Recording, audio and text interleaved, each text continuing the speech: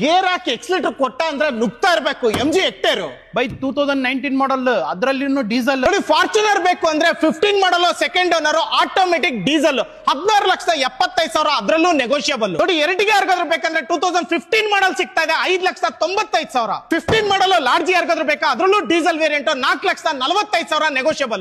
Mahindra Rexton 2013 model diesel variant ಬರೀ 5 ಲಕ್ಷ.